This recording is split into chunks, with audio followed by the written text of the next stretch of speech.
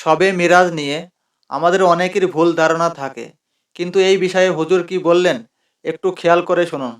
শবে মেরাজ নিয়ে মানুষের মধ্যে ভুল ধারণা এই যে দিন ও রাত জেগে নামাজ পড়া, রোজা রাখা, রাত ভর ইবাদত বন্দি করা, এই আমলগুলা কি সুন্নাহ দ্বারা প্রমাণিত? আমাদের রাসূলুল্লাহ সাল্লাল্লাহু আলাইহি ওয়াসাল্লামকে আল্লাহ যতভাবে সকল পয়গম্বরের উপর সম্মানিত করেছেন, এর অন্যতম সম্মান হচ্ছে 7 আসমানের একদম যে শেষ আসমান পর্যন্ত পয়গম্বররা ছিলেন। দুনিয়াতে তো ইমামতি করাইছেনি, কিন্তু 7 আসমানের উপর আর কোনো পয়গম্বরদের অবস্থান নাই। আল্লাহ যেটা প্রত্যেক আসমানে কার কার সাথে দেখা হয়েছে আল্লাহ দেখাইছেন, একজন একজন করে নাম বলছেন, আরও পয়গম্বররা আছেন। আল্লাহ সেইটা ভেদ করে আমার নবী সাল্লাল্লাহু আলাইহি ওয়াসাল্লামকে তার উপরে উঠাইছেন, সুবহানাল্লাহ।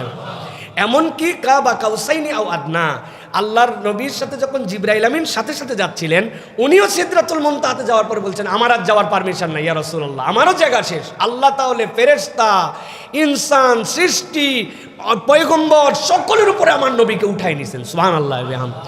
এটা আল্লাহ রাসূল সাল্লাল্লাহু আলাইহি ওয়াসাল্লামের মর্যাদা। এখন আমার জিজ্ঞাসা ভাই, এই মর্যাদা কি আপনি আমি আল্লাহ নবীতে ডাইরেক্ট জানছি, না সাহাবায়ে কেরামের মাধ্যম দিয়ে আমরা জানছি? তাহলে সাহাবায়ে কেরাম এই মর্যাদা জানার পরে কি করছেন, আমরা সেটা করলে ভালো হয় না ভাই? নাকি আমরা বানাই নিজে নিজে করব? বানাই করলে তো আমরা বিপদে পড়বো, কারণ সাহাবীদের থেকে বেশি ভালো তো আমরা নবীকে চাইলেও বাসতে পারবো না।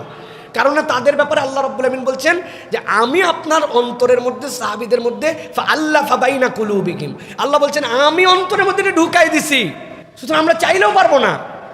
আমার বক্তব্য হচ্ছে এই যে আমরা শবে মেরাজের নামাজ, শবে মেরাজের রোজা কোত্থেকে বানালাম ভাই?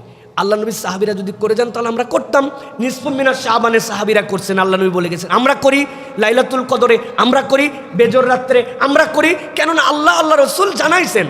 এখন নবী করিম সাল্লাল্লাহু আলাইহি ওয়াসাল্লামের মেরাজ অনেক মর্যাদার, বিরাট সম্মানের, এই জন্য আমি এটা করতেছি। হলো না তো ভাই, তাহলে শরীয়তটা আমি বানায় ফেললাম। এই জন্য সবে মেরাজের আলোচনা থাকবে, এটা জানাতে হবে। এটা আমার নবীর অন্যতম একটা সিরাতের আলোচনার অংশ।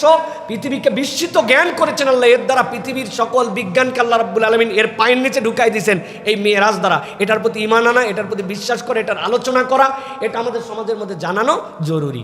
কিন্তু এর জন্য নামাজ, এর জন্য রোজা, এটা সুন্নাহ দ্বারা প্রমাণিত নয়। অতএব আমরা ডেট তারিখ নির্ধারণ করে এটার থেকে আমরা বিরত থাকার জন্য চেষ্টা করব। এটাই হচ্ছে আমাদের জন্য দায়িত্ব। আল্লাহ আমাদেরকে বোঝার তৌফিক দান করেন।